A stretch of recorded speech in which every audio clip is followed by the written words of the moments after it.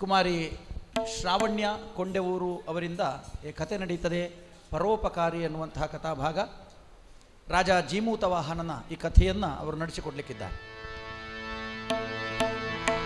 ಹರಿ ಓಂ ಶ್ರೀ ಗುರುಭ್ಯೋ ನಮಃ. ಗುರು ಬ್ರಹ್ಮ ಗುರು ವಿಷ್ಣು ಗುರುದೇವೋ ಮಹೇಶ್ವರಃ.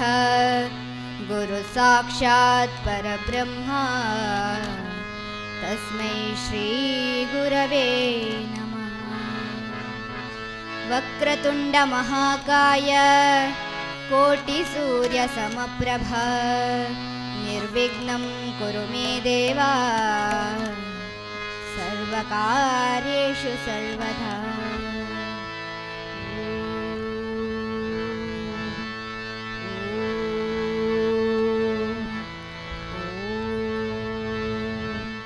ಲಕ್ಷ್ಮೀ ರಮಣ ಗೋವಿಂದ ಗೋವಿಂದ.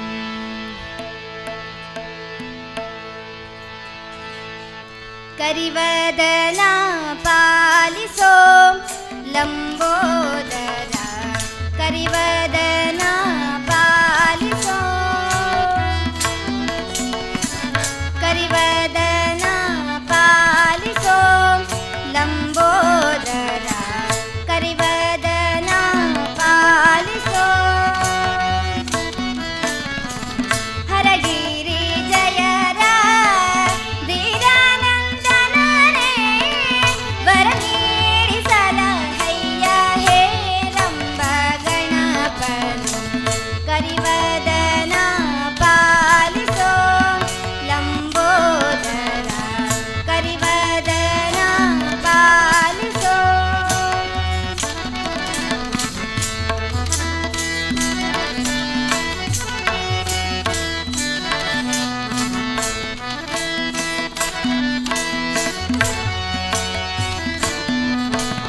ಪಾಶ ಅಂಕುಶ ಧರಿಸಿದವನೇ ಕ್ಲೇಶ ಸರ್ವವ ಹರಿಸುವವನೇ. ಸಂತೋಷದಿಂದಲಿ ನಮ್ಮ ನೀಕ್ಷಿಸಿ ದೋಷವೆಲ್ಲ ನಿವಾರಿಸು. ಪಾಶ ಅಂಕುಶ ಧರಿಸಿದವನೇ ಕ್ಲೇಶ ಸರ್ವವ ಹರಿಸುವವನೇ. ಸಂತೋಷದಿಂದಲಿ ನಮ್ಮ ನೀಕ್ಷಿಸಿ ದೋಷವೆಲ್ಲ ನಿವಾರಿಸು. ನಾಶಗೈಯುತ ಮನದ ದ್ವೇಷ ಭಾವಗಳನ್ನು ಶೋಷಾದೇಶಗಳ ನಿಶೇಷವಾಗಿದ ಮನಸ್ಸು. ಕರಿವದನ ಪಾಲಿಸೋ ಲಂಬೋದರ. ಕರಿವದನ ಪಾಲಿಸೋ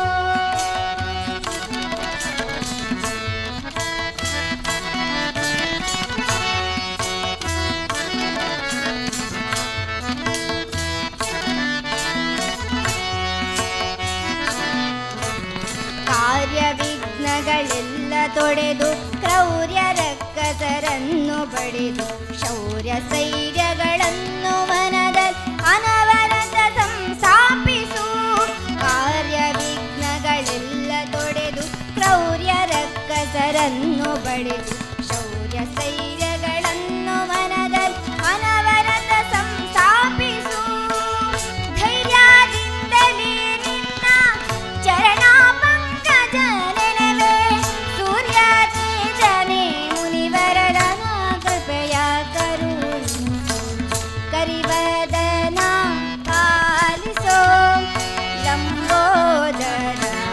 ಕರಿವದನ ಪಾಲಿಸೋ ಲಂಬೋದರ. ಕರಿವದನ ಪಾಲಿಸೋ ಲಂಬೋದರ. विघ्नेश्वर महाराज की जय. गोपाल कृष्ण भगवान की जय.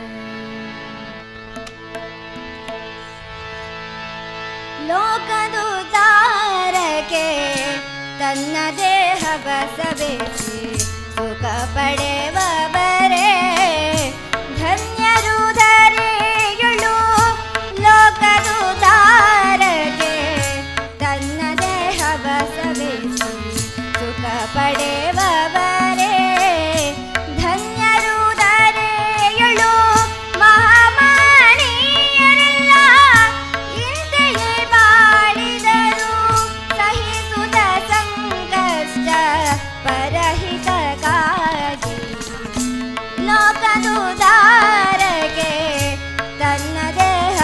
ಸವೆಸಿ ಸುಖ ಪಡೆವವರೇ ಧನ್ಯರು.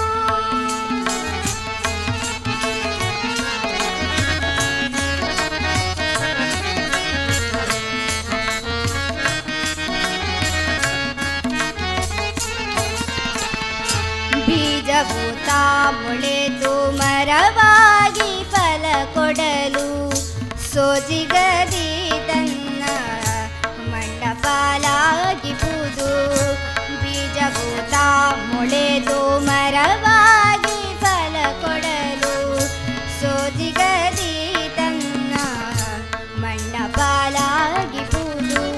ನಿಜ ಗಂಧದ ಕೊರಡು ಸೂಸಲು ಪರಿಮಳವ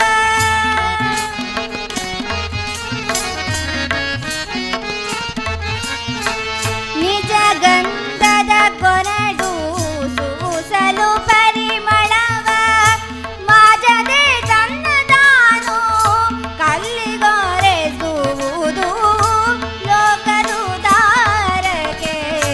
ತನ್ನ ದೇಹವ ಸವೆಸಿ ಸುಖ ಪಡೆವವರೇ ಧನ್ಯರು.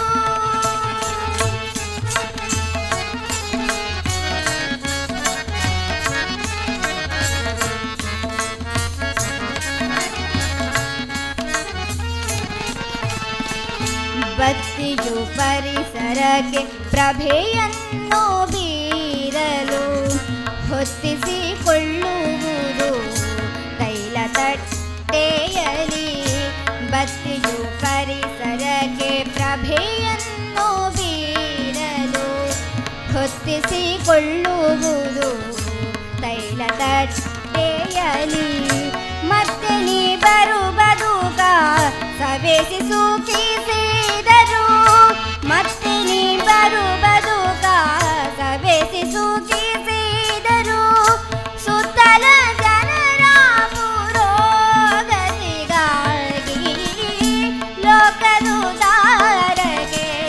ತನ್ನ ದೇಹವ ಸವೆಸಿ ಸುಖ ಪಡೆವವರೇ ಧನ್ಯರು ಧನ್ಯರು ಧನ್ಯರು. ವಿಶುದ್ಧವಾದ ಈ ಪ್ರಪಂಚದಲ್ಲಿ ಅನೇಕಾನೇಕ ಮಹನೀಯರು ನಮ್ಮ ಜೀವನವನ್ನು ಪರೋಪಕಾರಕ್ಕಾಗಿಯೇ ಮೀಸಲಿಟ್ಟು ಬಾಳಿದರು. ಸ್ವಂತಕ್ಕೆ ಸ್ವಲ್ಪ ಸಮಾಜಕ್ಕೆ ಸರ್ವಸ್ವ ಎಂಬ ತತ್ವ ಪರಿಪಾಲಕರಾಗಿ ತಮ್ಮ ಜೀವನವನ್ನು ಪರೋಪಕಾರಕ್ಕೆ ಸವಿಸಿದ ಮಹಾತ್ಮರು ಇಂದಿಗೂ ಜನಮಾನಸದಲ್ಲಿ ಅಚ್ಚಳಿಯದೆ ಉಳಿದಿದ್ದಾರೆ. ಅಂಥವರು ಧನ್ಯರಾಗಿದ್ದಾರೆ. ಈ ಜಗತ್ತಿನಲ್ಲಿ ಪ್ರತಿಯೊಬ್ಬ ಮಾನವನು ತಾನು ಪರೋಪಕಾರಿಯಾಗಬೇಕು. ಈ ಜೀವನದಲ್ಲಿ ಪುಣ್ಯಗಳಿಕೆಯೇ ಆತನ ಪರಮೋಚ್ಚ ಗುರಿಯಾಗಬೇಕು. ಈ ಪಾಪ ಪುಣ್ಯ ಹೇಗೆ ಲೆಕ್ಕಾಚಾರಕ್ಕೆ ಬರುತ್ತದೆ? ಹಿರಿಯರು ಹೇಳಿದನಂತೆ, ಪರೋಪಕಾರಾಯ ಪುಣ್ಯಾಯ ಪಾಪಾಯ ಪರಪೀಡನಂ. ನೀನು ಪರೋಪಕಾರಗೈದರೆ ಅದುವೇ ಪುಣ್ಯ ಸಾಧನೆಗೆ ಮಾರ್ಗವಾಗುತ್ತದೆ. ಯಾರು ಪರಪೀಡನೆಯನ್ನು ಮಾಡುತ್ತಾರೋ ಅವರು ಪಾಪದ ರಾಶಿಯನ್ನೇ ಹೆಗಲ ಮೇಲೆ ಹೊತ್ತಿಕೊಳ್ಳುತ್ತಾರೆ. ಹಿರಿಯರು ಹೇಳಿದಂತೆ ಹಿರಿಯರು ಪ್ರಕೃತಿಯ ಆದರ್ಶವನ್ನು ನಮ್ಮ ಮುಂದಿಡುತ್ತಾರೆ. ಈ ಪ್ರಕೃತಿ ಹೇಗೆ ತನ್ನ ಪರಿಪಾಠದ ಮೂಲಕ ಪರೋಪಕಾರಿಯಾಗಿದೆ ನೋಡಿ. ಪರೋಪಕಾರಾಯ ಫಲಂತಿ ವೃಕ್ಷ ಪರೋಪಕಾರಾಯ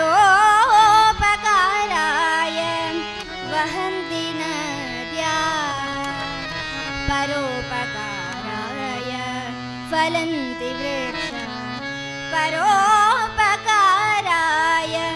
ವಹಂತಿ ನದ್ಯಾ ಪರೋಪಕಾರಾಯ ದುಹಂತಿ ಗಾವಃ ಪರೋಪಕಾರಾರ್ಥಮಿದಂ ಶರೀರಂ ಪರೋಪಕಾರಾರ್ಥಮಿದಂ ಶರೀರಂ. ಈ ಪ್ರಕೃತಿಯ ಎಲ್ಲಾ ಸ್ವತ್ತುಗಳು ಪರೋಪಕಾರಕ್ಕೆ ಇದೆ. ನೀವು ಮರದ ಬಳಿಗೆ ಹೋಗಿ, ಮರವೇ ಮರವೇ ನೀ ಕೊಡುವ ಹಣ್ಣೆಲ್ಲ ಯಾರಿಗೆ ಎಂದು ಕೇಳಿದರೆ ಇದೆಲ್ಲ ನಿನಗೆ ಎನ್ನುತ್ತದೆ ಮರ. ನದಿಯ ಬಳಿಗೆ ಹೋಗಿ, ನದಿಯೇ ನದಿಯೇ ನಿನ್ನಲ್ಲಿರುವ ಕುಡಿಯುವ ನೀರೆಲ್ಲ ಯಾರಿಗೆ ಎಂದು ಕೇಳಿದರೆ ಇದೆಲ್ಲ ನಿನಗೆ ಎನ್ನುತ್ತದೆ ನದಿ.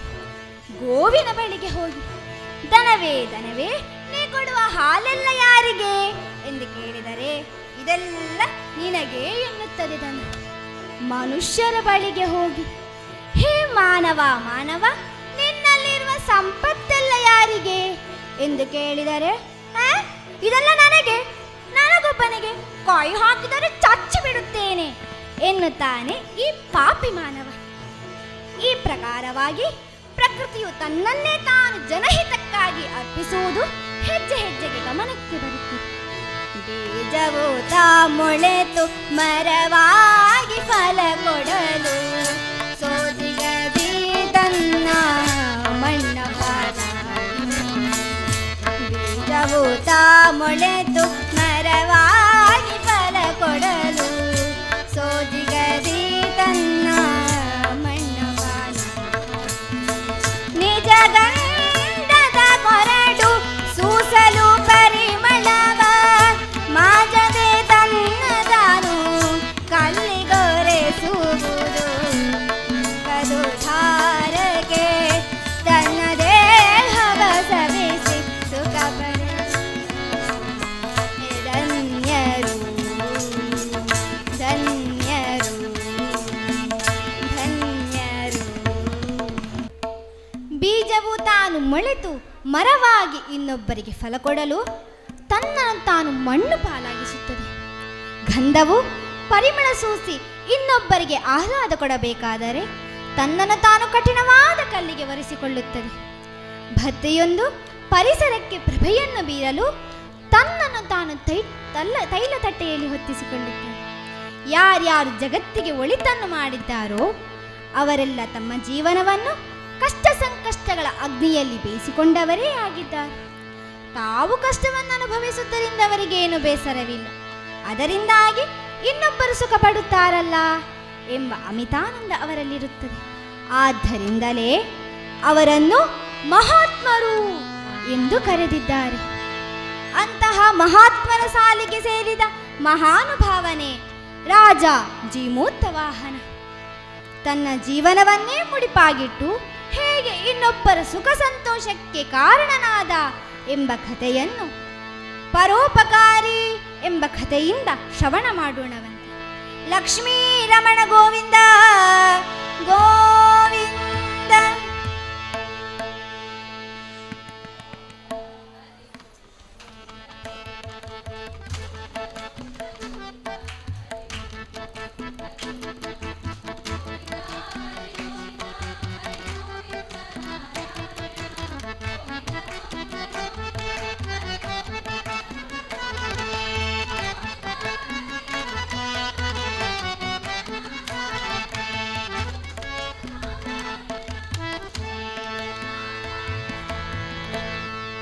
ಕಥಾಭಾಗದಲ್ಲಿ ಬಹಳ ಪ್ರಾಚೀನದಲ್ಲಿ ಈ ಧರೆಯ ಮಡಿಲಲ್ಲಿ ರಾಜವನಾಡುತ್ತಿದ್ದ ಮಹನೀಯನು.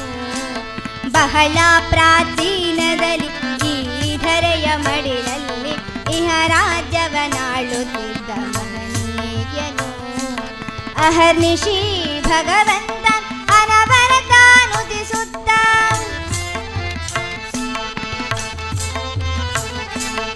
ಅಹರ್ನಿಶಿ ಭಗವಂತ ಅನವರತ ನುತಿಸುತ್ತ ಸಹಿಸಿ ಸುಖ ದುಃಖಗಳ ಸಮನಾಗಿ ಜೀವನದಿ ಬಹಳ ಪ್ರಾಚೀನದಲ್ಲಿ ಈ ಧರೆಯ ಮಡಿಲಲ್ಲಿ ರಾಜವನಾಡುತ್ತಿದ್ದ ಮಹನೀಯನು.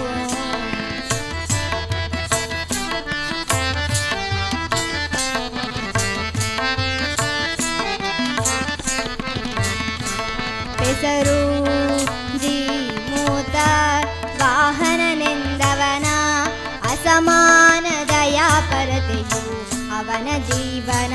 ಹೆಸರು ಜೀಮೂತ ವಾಹನನೆಂದವನ ಅಸಮಾನ ದಯಾಪರತೆಯು ಅವನ ಜೀವನ. ಕಸಬು ಕಡೆಯಾಗಿತ್ತು ಅಮರಾವತಿಯ ಆಡಳಿತ.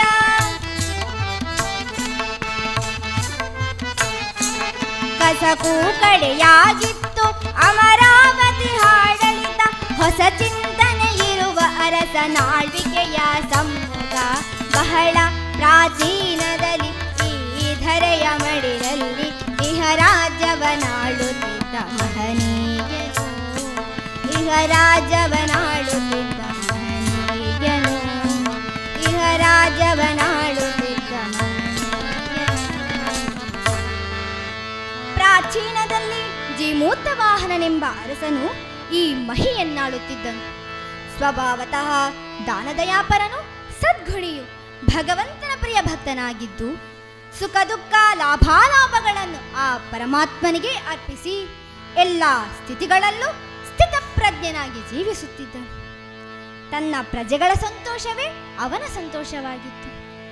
ಈ ಪ್ರಕಾರ ಪ್ರಜಾರಂಜಕನಾಗಿ ಜೀಮೂತವಾಹನನು ರಾಜ್ಯಭಾರ ನಡೆಸುವ ಸಂದರ್ಭದಲ್ಲಿ ಈ ರೀತಿಯಾದ ಒಂದು ಘಟನೆ ನಡೆಯಿತು.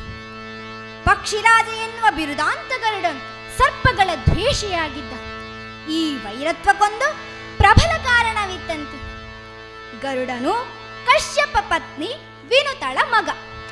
ಅದೇ ಕಶ್ಯಪರ ಇನ್ನೊಂದು ಮಡದಿಯಾದ ಕದ್ರುವಿನ ಮಕ್ಕಳೇ ಸರ್ಪಗಳು.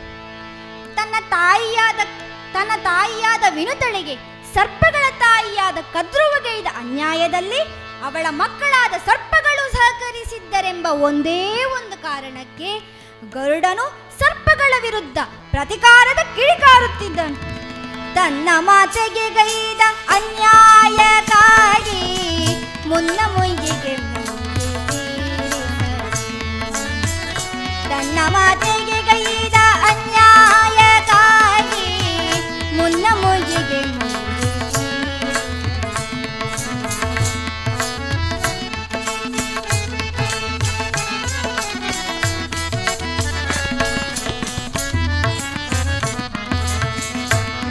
ಮಹಿಮ ಗರುಡ ಕುಲ್ಲ ಸರ್ಪಗಳನ್ನು, ಘನ ಮಹಿಮ ಗರುಡ ಕುಲ್ಲ ಸರ್ಪಗಳನ್ನು ಭನ್ನ ಸಂಕಷ್ಟಕ್ಕೆ ನೂಕಿದನು.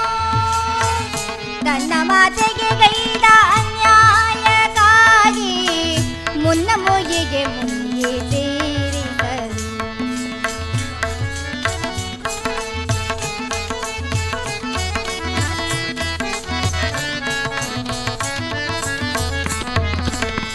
ದಿನವು ದ್ವೇಷಾದಿ ಧಾಳಿಗೆಯುತ ಮನ ಬಂದ ತೆರ ಸರ್ಪ ಭಕ್ಷಿಸಲು. ದಿನವು ದ್ವೇಷಾದಿ ಧಾಳಿಗೆಯುತ ಮನ ಬಂದ ತೆರ ಸರ್ಪ ಭಕ್ಷಿಸಲು. ಪ್ರಾಣ ಭೀತಿಯ ತನ್ನ ಸುತ್ತಿ ಮುತ್ತಿರಲು.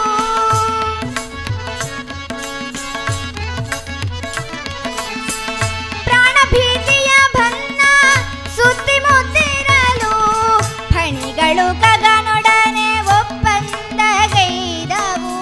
ದಿನವೊಂದೊಂದು ಆಹುತಿಯಾಗಲು ಅನುದಿನ ರಕ್ಷಣೆಯ ಸಲಿಸಲು. ತನ್ನ ಮಾತೆಗೆ ಗೈದ ಅನ್ಯಾಯಕ್ಕಾಗಿ ಮುನ್ನ ಮುಯ್ಯಿಗೆ ಮುಯ್ಯಿ ತೀರಿಸಲು. ಮುನ್ನ ಮುಯ್ಯಿಗೆ ಮುಯ್ಯಿ ತೀರಿಸಲು. ಮುನ್ನ ಮುಯ್ಯಿಗೆ ಮುಯ್ಯಿ ತೀರಿಸಲು. ದುಷ್ಟರಾದ ಸರ್ಪಗಳ ಮೇಲಿನ ದ್ವೇಷದಿಂದ ಎಲ್ಲಿ ಕಂಡರಲ್ಲಿ ಸರ್ಪಗಳನ್ನು ಕೊಕ್ಕಿಕೊಳ್ಳುವ ಕಾಯಕಕ್ಕೆ ಮುಂದಾದ ಗರುಡನ ಈ ದಾಳಿಯಿಂದ ಸರ್ಪಗಳೆಲ್ಲ ಕಂಗೆಟ್ಟವು. ಕೊನೆಗೆ ಪ್ರಮುಖರ ಮಧ್ಯಸ್ಥಿಕೆಯಿಂದ ಗರುಡನು ಒಂದು ಒಪ್ಪಂದಕ್ಕೆ ಸಮ್ಮತಿಸಿದ. ಅದೇನೆಂದರೆ, ತಾನಾಗಿಯೇ ತಾನು ಗರುಡನು ಸರ್ಪಗಳ ಮೇಲೆ ದಾಳಿ ಮಾಡುವಂತಿಲ್ಲ. ಬದಲಾಗಿ ಒಂದೊಂದು ಮನೆಯಿಂದ ಒಂದೊಂದು ಸರ್ಪಗಳು ತಾವಾಗಿಯೇ ತಾವು ಬಂದು ಗರುಡನಿಗೆ ಆಹಾರವಾಗಬೇಕು. ಅದಕ್ಕಾಗಿ ಪ್ರತಿದಿನವೂ ಸಮಯವೊಂದನ್ನು ನಿಗದಿಪಡಿಸಲಾಯಿತು. ಆ ನಿಗದಿತ ಹೊತ್ತಿನಲ್ಲಿ ಆಸರತೆಯಂದು ಆಹಾರವಾಗಬೇಕಾಗಿದ್ದ ಸರ್ಪವು ತಾವಾಗಿಯೇ ಬಂದು ಊರ ಹೊರಗಿರುವ ಬೆಟ್ಟ ತಪ್ಪಲಿನ ಕಣಿವೆಯಲ್ಲಿ ಬೆನ್ನ ಮೇಲಾಗಿ ಮಲಗಬೇಕು. ಅದಾವ ಹೊತ್ತಿನಲ್ಲಾದರೂ ಸರಿ, ಗರುಡನ ಆಗಮಿಸಿ ಈ ಆಹುತಿಯನ್ನು ಸ್ವೀಕರಿಸಿ ಸಂತೃಪ್ತನಾಗಬೇಕಾಗಿತ್ತು. ಈ ಪ್ರಕಾರವಾಗಿ ಹಲವಾರು ವರ್ಷಗಳು ಸಂದು ಹೋದವು. ಸರದಿ ಪ್ರಕಾರ ದಿನಾ ಒಂದೊಂದು ಸರ್ಪವು ಗರುಡನಿಗೆ ಆಹಾರವಾಗತೊಡಗಿತು. ಯಾವ ತಾಣವನ್ನು ಸರ್ಪ ಬಲಿಗಾಗಿ ನಿಗದಿಪಡಿಸಲಾಗಿತ್ತೋ ಆ ಕಣಿವೆ ಪೂರ್ತಿ ಸರ್ಪಗಳ ಎಲುಬುಗಳೇ ತುಂಬಿ ಆ ದೊಡ್ಡ ಬೆಟ್ಟದ ಬುಡದಲ್ಲಿ ಇನ್ನೊಂದು ಬಿಳಿಯಾದ ಬೆಟ್ಟವೇ ಎದ್ದು ನಿಂತಂತೆ ಭಾಸವಾಗಿ ಗರುಡನ ದುರಾಗ್ರಹ ಮತ್ತು ದುರಾಕ್ರಮಣಕ್ಕೆ ಸಾಕ್ಷಿಯಾಗಿ ನಿಂತಿತು. ಹೀಗಿರಲಾಗಿ ಅದೊಂದು ದಿನ ಊರಲಿ ಸವಾರಿ ನಡೆಯಿತು. ಅರಸ ಊರಲಿ ಸವಾರಿ ನಡೆಯಿತು. ಊರಲಿ ಸವಾರಿ ಹೊರಟನು. ಅರಸ ಊರಲಿ ಸವಾರಿ ಹೊರಟನು. ಪುರ ಜನರ ಭನ್ನ ದುಗುಡವನರಿಯಲು ತ್ವರಿತದೆ ಈ ಸ್ಥಿತಿಗೆ ಪರಿಹಾರ ವರಸಲು ಊರಲಿ ಸವಾರಿ ಹೊರಟನು. ಅರಸ ಊರಲಿ ಸವಾರಿ ಹೊರಟನು.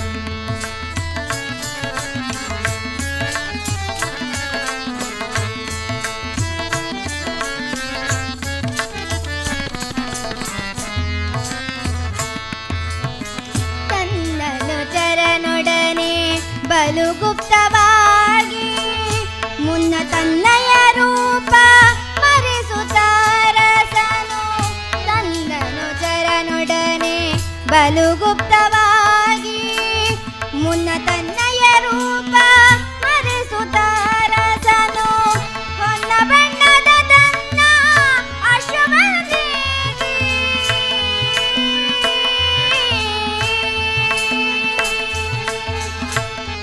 ಬಣ್ಣದ ತನ್ನ ಅಶ್ವವನ್ನೇರಿ ಘನ ಮಹಿಮ ಆಜೀಮೂತ ವಾಹನನು ಊರಲಿ ಸವಾರಿ ಹೊರಟನು. ಅರಸ ಊರಲಿ ಸವಾರಿ ಹೊರಟನು. ಅರಸ ಊರಲಿ ಸವಾರಿ ಹೊರಟನು.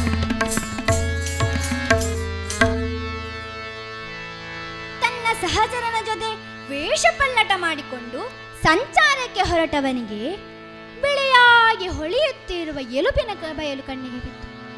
ಅಚ್ಚರಿಗೊಂಡ ಜೀಮೂತ ವಾಹನನು ಎತ್ತರವಾದ ಬೆಟ್ಟದ ಮೇಲೆ ನಿಂತು ಆ ಮೂಳೆ ರಾಶಿಯನ್ನು ಎವೆಯಿಕ್ಕದೆ ನೋಡುತ್ತಾ ತನ್ನ ಸಂಗಡಿಗನ ಕೂಡೆ ಅದೇನೆಂಬುದಾಗಿ ಪ್ರಶ್ನಿಸಲಾಗಿ ಸಂಗಡಿಗನು ಖೇದದಿಂದ ಅರಸ ಅದು ಮೂಳೆ ರಾಶಿಗಳು, ದುರಹಂಕಾರಿ ಗರುಡನ ಬಲಿಪಶುಗಳಾಗಿ ಅಸುನೀಗಿರುವ ಸರ್ಪಗಳ ಮೂಲೆ ರಾಶಿಗಳು ಎನ್ನುತ್ತಾ ಗರುಡನ ದುರಾಗ್ರಹದ ವಿಚಾರವನ್ನೆಲ್ಲ ತಿಳಿಸಿದಾಗ ಜೀಮೂತ ವಾಹನನು ಹತಾಶನಾದ.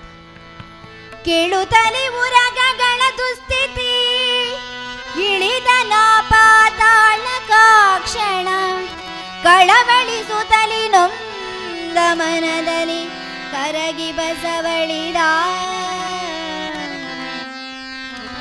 ಗಳಿಗೆಯಲಿ ಜೀಮೂತ ವಾಹನ ಮುಳಿದ ಗರುಡನ ಕ್ರೌರ್ಯ ಕಾರ್ಯಕ್ಕೆ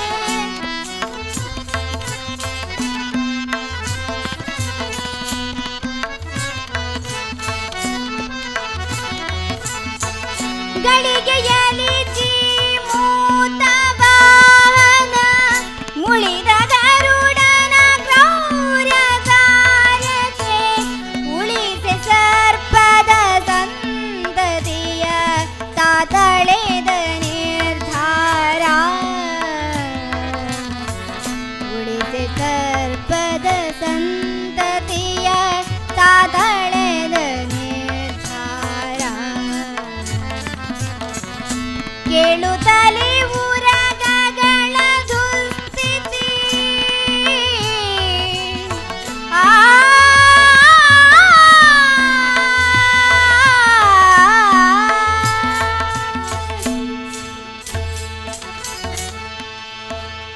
ಗರುಡನಿಗೆ ತಕ್ಕ ಬುದ್ಧಿಯನ್ನು ಕಲಿಸಿ ಸರ್ಪ ಸಂಕುಲವನ್ನು ಉಳಿಸುವ ದೃಢ ನಿರ್ಧಾರ ತಳೆದ ಜೀಮೂತ ವಾಹನನು ಅಂದಿನ ರಾತ್ರಿ ತನಕವೂ ಆ ಊರಲ್ಲಿ ಅಲೆದಾಡುತ್ತಾ ಗರುಡನ ದ್ರೌಷ್ಟ್ಯದ ಕುರಿತಾಗಿ ಜನ ಅಭಿಪ್ರಾಯವನ್ನು ಸಂಗ್ರಹಿಸುತ್ತಿರಲಾಗಿ ಕತ್ತಲಾಯಿತು. ಎಲ್ಲರೂ ತಮ್ಮ ತಮ್ಮ ಗೃಹದ ಒಳ ಸೇರಿಕೊಂಡು ವಿಶ್ರಾಂತಿ ಗಣಿಯಾದರು. ಜೀಮೂತ ವಾಹನನು ಆ ಊರ ಹೊರವಲಯದಲ್ಲಿರುವ ಅರಣ್ಯದತ್ತ ನಡೆದು ಬಂದ. ಆಗಲೇ ಆ ಪಕ್ಕದಲ್ಲಿರುವ ಹುತ್ತವೊಂದರ ಬಳಿ 2 ಸರ್ಪಗಳು ಸಂವಾದದಲ್ಲಿ ತೊಡಗಿದ್ದುದನ್ನು ಖಗ, ಮೃಗ, ಉರಗಗಳ ಭಾಷೆ ತಿಳಿದಿದ್ದ ಜೀಮೂತ ವಾಹನ ಗಮನಿಸಿದ. ಏನೋ ಕುತೂಹಲ ಉಂಟಾಗಿ ಮರೆಯಲ್ಲಿ ನಿಂತು ಅವುಗಳ ಭಾಷೆಯನ್ನು ಕತ್ತಲಿಸತೊಡಗಿದ. ಅಲ್ಲಿ ಮಾತನಾಡುತ್ತಿದ್ದವರಲ್ಲಿ ಒಬ್ಬನ ಹೆಸರು ಶಂಖಚೂಡ, ಇನ್ನೊಬ್ಬಳು ಅವನ ವೃದ್ಧೆ ತಾಯಿ. ಮರುದಿನ ಗರುಡನಿಗೆ ಆಹಾರವಾಗುವ ಸರದಿ ಆ ಮನೆಯವರದ್ದಾಗಿತ್ತು. ಬಲು ಮುದ್ದಿನಿಂದ ಸಾಕಿ ಬೆಳೆಸಿದ ತನ್ನ ಪ್ರೀತಿಯ ಮಗನಾದ ಶಂಖಚೂಡನನ್ನು ಅಗಲಬೇಕಲ್ಲ ಎಂಬ ದುಃಖ ಆ ವೃದ್ಧೆ ತಾಯಿಗೆ. ಶಂಖಚೂಡನನ್ನು ಅಪ್ಪಿಕೊಂಡು ಗೊಳೋ ಎಂದು ಅಳುತ್ತಿರುವ ದೃಶ್ಯ ಕರುಳು ಕಿವುಚುವಂತಿತ್ತು. ಅಗಲಲೆಂತು ಕಂದಾಯ ಮಗೆ ದಿಕ್ಕು ಯಾರ್ಯಾರು, ಅಗಲಲೆಂತು ಕಂದಾಯ ಮಗೆ ದಿಕ್ಕು ಯಾರ್ಯಾರು,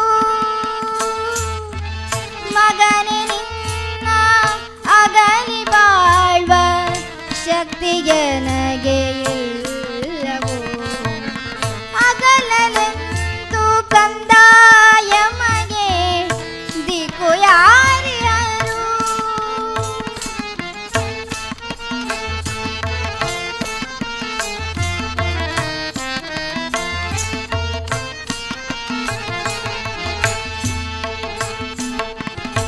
ಇಷ್ಟು ಕಾಲ ನಿನ್ನ ಬೆಳೆಸಿ ಅಷ್ಟು ಪ್ರೀತಿಸುವುದೆಯ ಸೋಲಿಸು, ಇಷ್ಟು ಕಾಲ ನಿನ್ನ ಬೆಳೆಸಿ ಅಷ್ಟು ಪ್ರೀತಿಸುವುದೆಯ ಸೋಲಿಸು, ಇಷ್ಟದಿಂದ ಬಾಳ್ವೆಯಲ್ಲೂ ಕಷ್ಟ ಬಂದಿತೆ ತಕೋ, ದುಷ್ಟನಾದ ವಿಹಗನಿಂದು ಭ್ರಷ್ಟ ಕಾರ್ಯಗೈದನಲ್ಲ,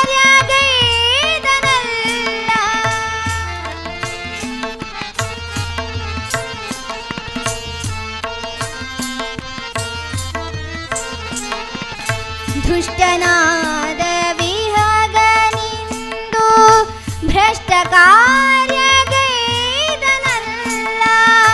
ನಷ್ಟವಾಯ್ತು ಯಮಗೆಲ್ಲ ಸ್ವಾದಿಷ್ಟವಾದ ಪ್ರೇಮವು, ಅಗಲಲೆಂದು ಕಂದಾಯ ಮಗೆ ದಿಕ್ಕು ಯಾರ್ಯಾರು, ಯಮಗೆ ದಿಕ್ಕು ಯಾರ್ಯಾರು, ಯಮಗೆ ದಿಕ್ಕು ಯಾರ್ಯಾರು. ಈ ಪ್ರಕಾರವಾಗಿ ಬಿಕ್ಕಿ ಬಿಕ್ಕಿ ಅಳುತ್ತಿದ್ದ ಆ ತಾಯಿಯ ರೋಧನವನ್ನು ಮರೆಯಲ್ಲಿ ನಿಂತು ನೋಡುತ್ತಿದ್ದ ಜೀಮೂತ ವಾಹನನಿಗೆ ಈಗ ತನ್ನ ರಾಜ್ಯದಲ್ಲಿ ಪ್ರಜೆಗಳು ಅನುಭವಿಸುತ್ತಿರುವ ಯಥಾರ್ಥ ಸಂಕಟದ ಅನುಭವವಾಯಿತು. ತನ್ನ ರಾಜ್ಯದಲ್ಲಿರುವ ಮಾನವರು ಮಾತ್ರವೇ ಆಶ್ರಿತರಲ್ಲ, ಅಲ್ಲಿರುವ ಖಗ, ಹುಳ, ಕುಪ್ಪಟೆಗಳು ತನ್ನ ಪ್ರಜೆಗಳೇ ಅಲ್ಲವೇ? ಹೀಗಿರುವಾಗ ಅವುಗಳ ಹಿತಾಸಕ್ತಿ ರಕ್ಷಿಸುವುದು ನನ್ನ ಕರ್ತವ್ಯವೇ ಎಂದು ಬಗೆದವನೇ ಶಂಖಚೂಡನಿಗೂ ಹಾಗೂ ಅವನ ವೃದ್ಧೆ ತಾಯಿಗೂ ಸಮಾಧಾನಪಡಿಸಿ ಆ ತಾಯಿಯ ಕಣ್ಣೀರೊರೆಸಿದ. ನಿನ್ನ ಮಗನ ಬದಲು ನಾನು ಆ ಗರುಡನಿಗೆ ಆಹಾರವಾಗುತ್ತೇನೆ ಎನ್ನು ಮಾತು ಕೊಟ್ಟವನೇ ಮರುದಿನ ಪ್ರಾತಃ ಕಾಲದಲ್ಲೇ ನಿಗದಿಪಡಿಸಲಿರುವ ತಾಣಕ್ಕೆ ಆಗಮಿಸಿ ಬೆನ್ನು ಮೇಲಾಗಿ ಮಲಗಿ ದೇಹತ್ಯಾಗಕ್ಕೆ ಸಿದ್ಧನಾದನಂತೆ. ಸೂರ್ಯೋದಯವಾಗುತ್ತಲೇ ವಾಡಿಕೆಯಂತೆ ಗರುಡನು ತನ್ನ ನಿಡಿದಾದ ಪುಕ್ಕಗಳಿಂದ ಬೀಸುತ್ತಾ ಬಾನಂಗಳದಲ್ಲಿ ಕಾಣಿಸಿಯೇ ಬಿಟ್ಟ. ಬಂದ ಗರುಡತ ಬಂದ ಚಂದದಲಿನಿಂದ ತಂದು ಭಯವನ್ನ ಮಂದಿಗಳ ಹೃದಯ ಮಂದಿರದ ಒಳಗೆ.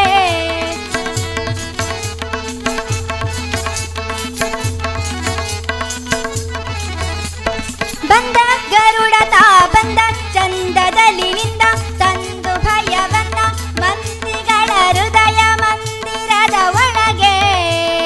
ಕಂಡ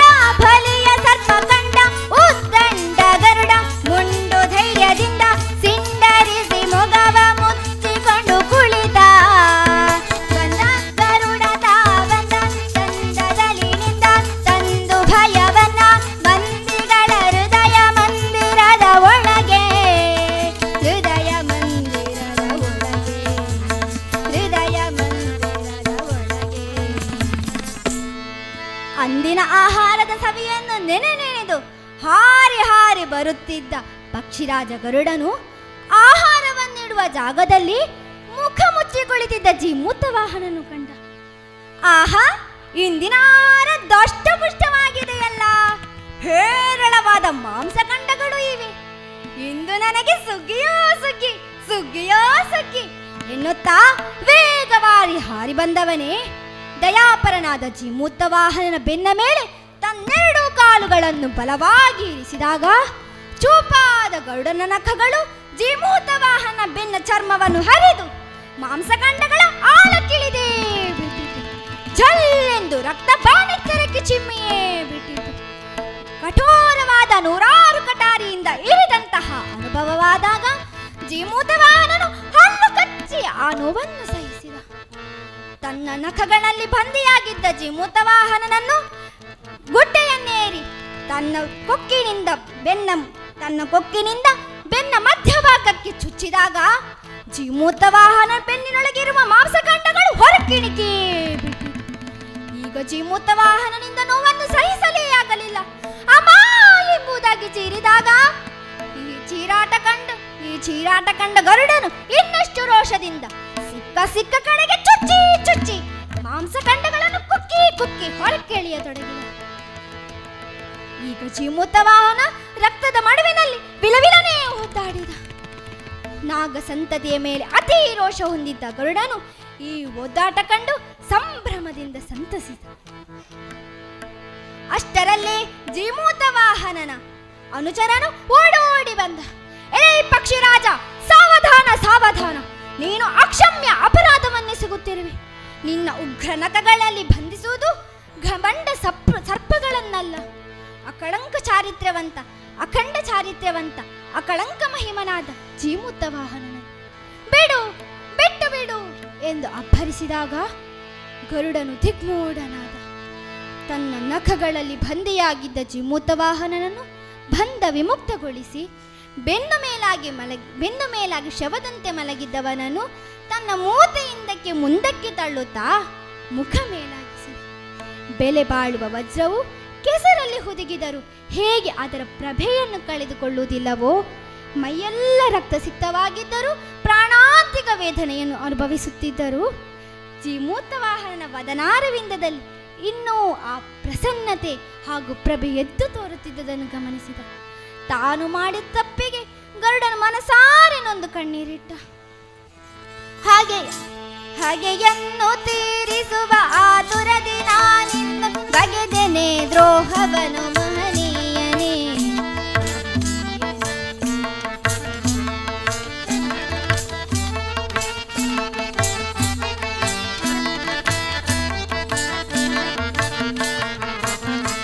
ಹಾಗೆಯನ್ನು ತೀರಿಸುವ ಆತುರದಿ ನಾನಿಂದ ಬಗೆದೆನೆ ದ್ರೋಹವನು ಮಹನೀಯನೇ. ಮೊಗೆ ದೂರ ಕುತವನು ಕುಡಿದು ವಾತೆರದಿ, ಮೊಗೆ ದೂರ ಕುತವನು ಕುಡಿದು ವಾತೆರದಿ ಬಗೆದೆನೆ ದ್ರೋಹವನು ಮಹನೀಯನೇ. ಹಾಗೆಯನ್ನು ತೀರಿಸುವ ಆತುರದಿ ನಾನಿನ್ನು ಬಗೆದೆನೆ ದ್ರೋಹವನು ಮಹನೀಯನೇ.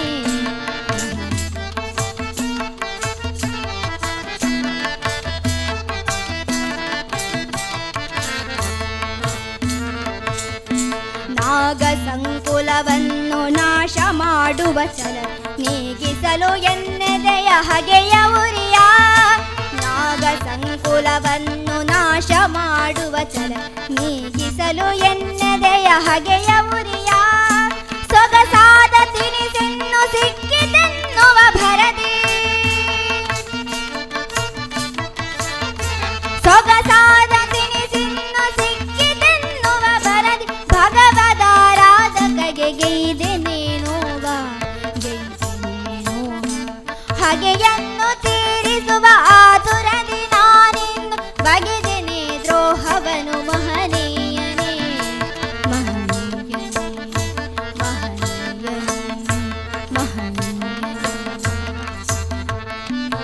ತಾನು ಮಾಡಿರುವ ಅಪರಾಧದ ಕಲ್ಪನೆಯಲ್ಲಿ ಈ ಪ್ರಕಾರವಾಗಿ ಧಾರಾಕಾರವಾಗಿ ಕಣ್ಣೀರು ಸುರಿಸುತ್ತಾ ಗರುಡನು ತನ್ನ ದುರಾಗ್ರಹದಿಂದಾಗಿ ದಯಾಪರನಿಗೊಬ್ಬನಿಗೆ ಘಾಸಿಯಾಯಿತಲ್ಲ ಎಂಬ ಪಶ್ಚಾತ್ತಾಪದ ಅಗ್ನಿಯಿಂದ ಧಗಧಗನೆ ಉರಿಯತೊಡಗಿದ. ತಾನು ಗೈದ ತಪ್ಪಿಗೆ ತಾನೇ ಪರಿಹಾರ ಕಂಡುಕೊಳ್ಳುವೆನೆಂದುಕೊಂಡ ಗರುಡನು ಒಂದಿನಿತೂ ತಡ ಮಾಡದೆ ರಿವ್ವನೆ ದೇವಲೋಕಕ್ಕೆ ನೆಗೆದ. ದೇವರಾಜ ಇಂದ್ರನಲ್ಲಿ ಕಾಡಿ ಬೇಡಿ ಸ್ಪರ್ಶ ಮಾತ್ರದಿಂದಲೇ ಮರುಜನ್ಮ ಹಾಗೂ ಹೊಸ ಹುರುಪನ್ನು ನೀಡಬಲ್ಲ ಪರಮಪಾವನ ಅಮೃತವನ್ನು ತಂದವನೇ ಲಘು ಬಗೆಯಿಂದ ಜೀಮೂತ ವಾಹನದ ಮೇಲೆ ಸಿಂಪಡಿಸಿದ. ಒಂದಿಷ್ಟು ಕುಡಿಸಿದ. ಆ ಸುರ ಸಂಜೀವಿನಿಯಾದ ಅಮೃತವು ನಾಲಿಗೆಗೆ ಸ್ಪರ್ಶವಾಗುತ್ತಲೇ ಜೀಮೂತ ವಾಹನ ಗಾಯಗಳೆಲ್ಲ ಮರೆಯಾದವು. ಆತ ನಿದ್ದೆ ತೊರೆದು ಎದ್ದವನಂತೆ ಅಮೃತಪಾನವು ಅವನ ಚೈತನ್ಯವನ್ನು ಇಮ್ಮಡಿಯಾಯಿಸಿತು. ಮುಖದ ಕಾಂತಿಯು ನೂರ್ಮಡಿಯಾಯಿತು. ಗರುಡನು ಜೀಮೂತ ವಾಹನನ ಮುಂದೆ ಮಂಡಿಯೂರಿದ. ಕರುಣಾಸಾಗರ ಹೇದಯ ಸಿಂಧುವೆ ಅರಿಯದೆ ಗೈದ ಅಪರಾಧವ ಮನ್ನಿಸು. ಕರುಣಾಸಾಗರ ಹೇದಯ ಸಿಂಧುವೆ ಅರಿಯದೆ ಗೈದ ಅಪರಾಧವ ಮನ್ನಿಸು. ನರರಲ್ಲಿ ಶ್ರೇಷ್ಠತೆ ಗಳಿಸಿದ ವೀರನೇ,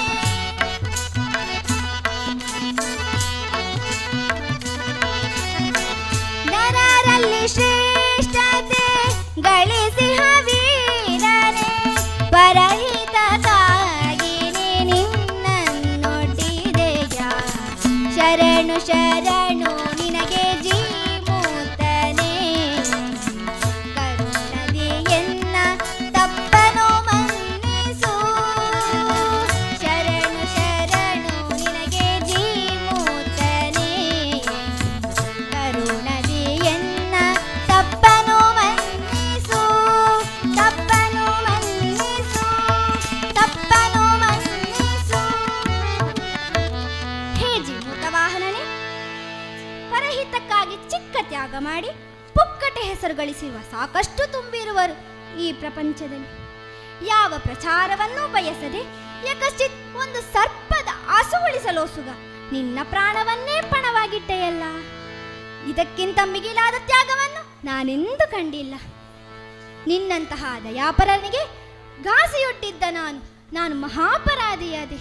ಇದು ನಿನ್ನಲ್ಲಿ ಕ್ಷಮೆ ಯಾಚಿಸುವೆ ಎಂದವನೇ. ನಾನು ಮಾಡಿದ ಅಪರಾಧಕ್ಕೆ ನಾನೇನು ಪ್ರಾಯಶ್ಚಿತ್ತ ಮಾಡಿದರೆ ನೀನು ಸಂತೃಪ್ತನಾಗುವೆ ಎಂದು ಹೇಳಿದರೆ ಅದರಂತೆ ನಾನು ನಡೆದುಕೊಳ್ಳುವೆ ಎನ್ನಲಾಗಿ ಈ ಅವಕಾಶವನ್ನು ಕೈಬಿಡಲು ಜೀಮೂತ ವಾಹನ ಇಚ್ಛಿಸಲಿಲ್ಲ. ಹೇ ಗರುಡ, ಇನ್ನು ಮುಂದೆ ಯಾವತ್ತೂ ಸರ್ಪ ಸಂತತಿಗೆಯನ್ನು ನೀನು ದ್ವೇಷ ಮಾಡಕೂಡದು. ಯಾವ ಸರ್ಪ ಸಂತತಿಗೂ ನಿನ್ನಿಂದ ಹಾನಿಯಾಗಕೂಡದು. ಇದುವೇ ನೀನು ಮಾಡಬೇಕಾದ ಪ್ರಾಯಶ್ಚಿತ್ತ ಎನ್ನಲಾಗಿ ಮರುಮಾತನ್ನಾಡಿದ ಗರುಡನು ಈ ಒಪ್ಪಂದಕ್ಕೆ ಸಮ್ಮತಿಸಿದ. ತನ್ನ ಬಳಿಯಿದ್ದ ಅಮೃತ ಭಾಂಡದಲ್ಲಿ ಉಳಿದಿದ್ದ ಅಮೃತವನ್ನು ಅಲ್ಲೇ ಬಿದ್ದಿದ್ದ ಸರ್ಪಗಳ ಮೇಲೆ ಸಿಂಪಡಿಸಿ ಸತ್ತು ಹೋದ ಅಸಂಖ್ಯ ಸರ್ಪಗಳು ಎದ್ದು ಕುಳಿತವು. ಎದುರಲ್ಲಿ ಕಂಡಿದ್ದ ಗರುಡನನ್ನು ಭಯಗೊಂಡು ಎಲ್ಲ ಸರ್ಪಗಳು ಕಣ್ಮರೆಯಾದವು. ಮರೆಯಲ್ಲಿ ನಿಂತು ತನ್ನನ್ನು ರಕ್ಷಿಸಿದ ಜೀಮೂತ ವಾಹನನನ್ನು ಬಗೆ ಬಗೆಯಾಗಿ ಸ್ತುತಿಸಿದವು. ಅಷ್ಟರಲ್ಲೇ ದೇವಲೋಕದಿಂದ ಪುಷ್ಪವೃಷ್ಟಿಯಾಯಿತು. ಆತ ಮತ್ತೆ ಅರಮನೆಯತ್ತ ನಡೆದರೆ ಮತ್ತೆ ಸರ್ಪಗಳು ಜಯ ಜಯ ಜೀಮೂತ ವಾಹನ ಎಂಬುದಾಗಿ ಉದ್ಘೋಷ ಹೊರಡಿಸಿದವು. ಈ ಪ್ರಕಾರವಾಗಿ ಜೀಮೂತ ವಾಹನನು ತನ್ನ ಜೀವನವನ್ನು ಪರಹಿತಕ್ಕಾಗಿ ದಾರೆ ಎರೆದು ಮಹಾತ್ಮನಾದನು. ಇಂತಹ ಮಹಾತ್ಮನಾದವನ ಜೀವನ ಹೇಗಿತ್ತೆಂದರೆ, ಬೀಜಭೂತ ಮೊಳೆತು ಮರವಾಗಿ ಫಲ ಕೊಡದು, ಸೋಜಿಗದಿ ತನ್ನ ಮಣ್ಣ ಪಾಲಾಗಿ. ಬೀಜಭೂತ ಮೊಳೆತು ಮರವಾಗಿ ಫಲ ಕೊಡದು, ಸೋಜಿಗದಿ ತನ್ನ ಮಣ್ಣ ಪಾಲಾಗಿ. ನಿಜ ಗಂಧದ ಕೊರಡು ಸೂಸಲು ಪರಿಮಳವ,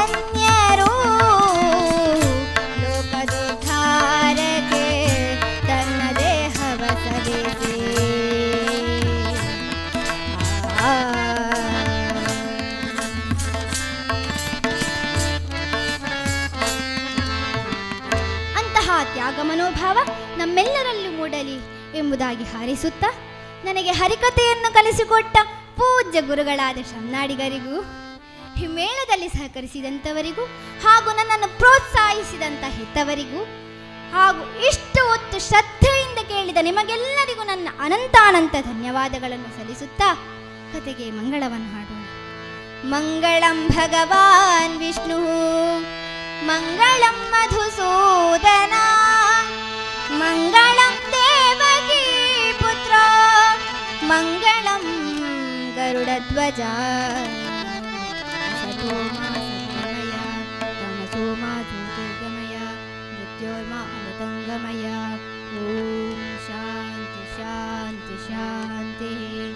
ಲಕ್ಷ್ಮೀ ರಮಣ ಗೋವಿಂದ ಗೋವಿಂದ.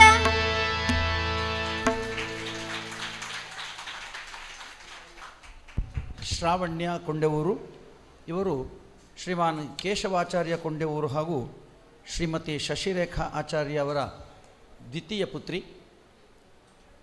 GHS ಪೈವಳಿಕ ನಗರದಲ್ಲಿ +2 ವ್ಯಾಸಂಗ ಮಾಡ್ತಾ ಇದ್ದಾರೆ. ಹರಿಕಥೆ ಜೊತೆಯಲ್ಲಿ ಹಾರ್ಮೋನಿಯಂ, ವಯಲಿನ್, ಸ್ಯಾಕ್ಸೋಫೋನ್ ಮತ್ತು ಸಂಗೀತ ಇತ್ಯಾದಿ ಎಲ್ಲ ಕಲೆಗಳಲ್ಲಿಯೂ ಕೂಡ ಪರಿಣಿತಿಯನ್ನು ಪಡೆದಂತಹ ಒಬ್ಬಳು ಕಲಾವಿದೆ. ಅವರ 3 ಸಹೋದರಿಯರು. ಈ ಸಹೋದರಿಯರು ಅಂತ ಹೇಳೋ ಬರುವಾಗ ಇಬ್ಬರೇ ಬರೋದು. ನಾವು ಇಡೀ ನೋಡ್ತಾ ಇದ್ದೇವೆ ಎಲ್ಲ ದಿಕ್ಕಿನಲ್ಲಿ. ಬೇಲೂರು ಸಹೋದರಿಯರು ಇರ್ಬೋದು, ಬೇರೆ ಬೇರೆ ಸಹೋದರಿಯರು ಎಲ್ಲ ಇಬ್ಬರೇ. ಆದರೆ ಇಲ್ಲಿ ಕೊಂಡೆವೂರು ಸಹೋದರರು 3 ಜನ ಇದ್ದಾರೆ.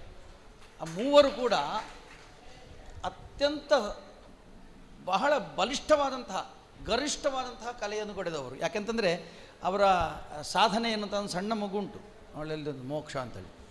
ಅವಳೆಲ್ಲರ ಹಾರ್ಮೋನಿ ಹತ್ರ ಕೂತ್ಕೊಂಡ್ರೆ ಕೆಲವೊಮ್ಮೆ ಅವಳು ಹಾರ್ಮೋನಿ ಬಾರಿಸ್ಲಿಕ್ಕೆ ನಾವಿಲ್ಲಿ ನೋಡುವ ಕೆಲವೊಮ್ಮೆ ಸ್ಟ್ಯಾರಿಂಗಿನ ಹಿಂದೆ ಕೂತ್ಕೊಂಡು ಸ್ಟ್ಯಾರಿಂಗ್ ಮಾತ್ರ ತಿರುಗುತ್ತಾ ಇರ್ತದಲ್ಲ, ಕಾರು ಮುಂದೆ ಬರ್ತಾ ಇರ್ತದೆ. ಹಾಗೆ ಕೆಲವೊಮ್ಮೆ ಹಾರ್ಮೋನಿ ಶಬ್ದ ಕೇಳ್ತದೆ, ಹುಡುಗಿಯನ್ನು ಕಾಣೋದಿಲ್ಲ. ಅಂತಹ ಒಂದು ಮಹಾನ್ ಸಾಧಕ ಇದ್ದಾಳೆ ಮೋಕ್ಷ.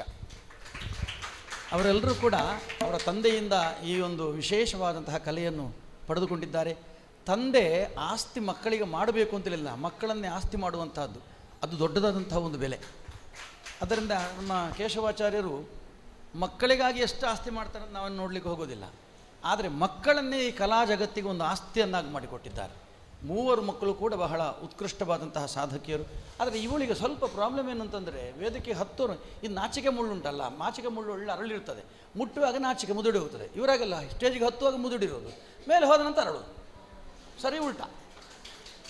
ಇದು ನಾಚಿಕೆ ಮುಳ್ಳಲ್ಲ, ಇದು ಕೇಚಿನ ಮುಳ್ಳು, ಆಚೆ ತಿರುಗುವಂಥದ್ದು. ಇಲ್ಲಿಗೆ ಹೋಗುವಾಗ ಅಮ್ಮನ ಕೈ ಬಿಡುವುದಿಲ್ಲ, ಅಕ್ಕನ ಕೈ ಬಿಡುವುದಿಲ್ಲ. ಸಾರ್ ಸಾರ್ ಸಾರ್ ಅಂತ ಹೇಳ್ತಾ ಇರ್ತಾರೆ. ಏನಾಗಲಿ, ಕಲೀಲಿಲ್ಲ, ಬರಲಿಲ್ಲ, ಬಾಯಿಪಾಠ ಇಲ್ಲ ಅಂತ. ವೇದಿಕೆಗೆ ಹತ್ತಿದ ಮೇಲೆ ನೋಡಿ, ಅವರಿಗೆ ಸ್ವಲ್ಪ ಶಿವಾನಂದರು ಅಷ್ಟೊಂದು ಮಹಾನ್ ಕಲಾವಿದರು. ಅವರು ಶಿವಾನಂದನ ಸಣ್ಣ ಕಲಾವಿದರೇನಲ್ಲ. ಶಿವಾನಂದರ ಹಾರ್ಮೋನಿಯಂ ವಾದಕರು ಮಾತ್ರ ಅಲ್ಲ, ಅವರು ಶಿಕ್ಷಕರು ಕೂಡ. ಅಂಥ ಒಂದು ಮಹಾನ್ ಸಾಧಕರ ಮುಂಭಾಗದಲ್ಲಿ ಅವ್ರು ಸ್ವಲ್ಪ ಸಮಾಧಾನ ಎಲ್ಲ ಆಯಿತು, ಏನೋ ಆಗ್ತದೆ. ಆದರೆ ಉತ್ಕೃಷ್ಟವಾದ ರೀತಿಯಲ್ಲಿ ಇವತ್ತು ಏನು ತಲೆಬಿಸಿ ನನಗೆ ಆಗಲಿಲ್ಲ, ಚೆಂದಾಗಿದೆ ಹರಿಕತೆ, ಏನು ತಲೆಬಿಸಿ ಮಾಡಬೇಡಿ, ಯಾಕೆ ಟೆನ್ಷನ್ ಮಾಡ್ಕೊಂಡು, ಏನಿಲ್ಲ, ಯಾವುದಾಗಲಿಕ್ಕೆ ಏನಿಲ್ಲ. ಯಾಕೆಂದರೆ ಕೃಷ್ಣನ ಅನುಗ್ರಹ ನಿಮಗೆ ಸದಾ. ಕಲಾವಿದೆಯರಿಗೆ ಯಾವತ್ತು ನಾವು ಹೋಟ್ಲಿಗೆ ಇಲ್ಲಂದೊಂದು ಊರಿಗೆ ಹೋಗುವಾಗ ನನಗೆ ಆ ಹಾಸಿಗೆ ಆಗೋದಿಲ್ಲ, ನಮ್ಮದೇ ಹಾಸಿಗೆ ಬೇಕು ಅಂತ ತಗೊಂಡು ಹೋಗೋ ಕ್ರಮ ಇಲ್ಲ. ಅಲ್ಲಿರುವ ಹಾಸಿಗೆಯಲ್ಲಿ ನಾವು ಅಡ್ಜಸ್ಟ್ ಮಾಡಿಕೊಳ್ಬೇಕು. ಅದಕ್ಕೋಸ್ಕರವಾಗಿ ಆದ ಕಾರಣ ಗಾಯತ್ರಿ ನಾನು ಕೂತ್ಕೊಳ್ತೇನೆ, ಇಲ್ಲ ನೀನು ಕೂತ್ಕೊಳ್ಬೇಡ, ಶಿವಾನಂದನಲ್ಲೇ ಬಾರಿಸಬೇಕು. ಯಾಕೆಂದರೆ ಶಿವಾನಂದರ ಕೈಯಲ್ಲಿ ಬಾರಿಸಿಕೊಂಡು ಅವಳು ಉತ್ಕೃಷ್ಟವಾದಂಥ ರೀತಿಯಲ್ಲಿ ಹರಿಕತೆ ಮಾಡಿದ್ದಾಳೆ. ಒಂದು ವೇಳೆ ಗಾಯತ್ರಿ ಬಾರಿಸ್ತಾ ಇದ್ದಿದ್ರೆ ಇವತ್ತು ಅಷ್ಟು ಚೆಂದಾಗ್ತಿರ್ಲಿಲ್ಲ ಅಂತ ಕಾಣಿಸ್ತದೆ ನನಗೆ. ಯಾಕೆಂತಂದರೆ ಅಕ್ಕ ಅಂತ ಆಗುವಾಗ ಸ್ವಲ್ಪ ಅದರಲ್ಲಿ ನಮಗೊಂದು ಸಲಿಗೆ ಬರ್ತದೆ. ಇದು ಹಾಗಲ್ಲ. ಹಾರ್ಮೋನಿಯಂ ಮಾಸ್ಟರ್ನ ಮುಂಭಾಗದಲ್ಲಿ ಅವರು ಹರಿಕತೆ ಮಾಡಿದ್ದೀರಿ, ಬಹಳ ಚೆಂದಾಗಿದೆ ಮನೆಯ ಹರಿಕತೆ. ಇವತ್ತು ಏನು ಕೂಡ ಯಾವುದೇ ತೊಂದರೆ ಬರಲಿಲ್ಲ. ಕಣಿಪುರೇಶನ ಸರ್ವ ಅನುಗ್ರಹ ನಿಮ್ಮ ಮೇಲೆ ಇತ್ತು. ಆ ಕಾರ್ಯಕ್ರಮ ಚೆನ್ನವಾಗಿ, ಅದರಲ್ಲಿ ಏನು ಆಶಯ ಉಂಟು ಆ ಕಥೆಯಲ್ಲಿ, ಆ ಕಥೆಯ ಆಶಯವನ್ನು ಸಂಪೂರ್ಣವಾಗಿ ಅದನ್ನು ಭಿನ್ನವಿಸಿಕೊಂಡಿದ್ದಾರೆ. ನಿಮಗೆ ಎಲ್ಲರ ಪರವಾಗಿ ಶುಭ ಹಾರೈಕೆಯೊಂದಿಗೆ ಒಂದು ದೊಡ್ಡ ಚಪ್ಪಾಳೆ. ಕೇಚಿನ ಮುಳ್ಳು ಒಂದು ಹೊಸ ಹೆಸರು ನಿಮಗೆ. ಅವರಿಗೆ ಅವರನ್ನು ಶಾಲು ಹಾಕಿ ಗೌರವಿಸಬೇಕು ಅಂತ ನಮ್ಮ ದೇವಿಕಾ ಅವರ ಮಾತಾಪಿತರರಿದ್ದಾರೆ ಇಲ್ಲಿ. ಶ್ರೀಮಾನ್ ಸುರೇಶ್ ಕುಮಾರ್ ಮತ್ತು ಶ್ರೀಮತಿ ಶ್ಯಾಮಲಾ ಅವರು. ಶ್ಯಾಮಲಾ ಅವರು ಸಂಗೀತ ಶಿಕ್ಷಕಿಯೂ ಹೌದು, ಉತ್ಕೃಷ್ಟವಾದಂತಹ ಸಂಗೀತವನ್ನು ಹಾಡುವವರು. ಅವರ ಆ ಸಂಗೀತ ಕಲಾವಿದೆಯಿಂದ, ಸಂಗೀತ ಶಿಕ್ಷಕಿಯಿಂದ ಒಬ್ಬಳು ಕಲಾವಿದೆಗೆ ಗೌರವ ಸಿಕ್ಕುವುದಂತೇಳಿದರೆ ಬಹಳ ಒಂದು ವಿಶೇಷವಾದಂತಹ ಒಂದು ಕ್ಷಣ. ಶ್ರೀಮಾನ್ ಸುರೇಶ್ ಮೇಲೆ ಬನ್ನಿ.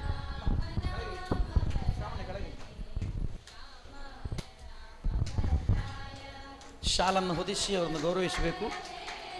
ಅದರ ಜೊತೆಯಲ್ಲಿ ಸುರೇಶ್ ಕುಮಾರ್ ಅವರು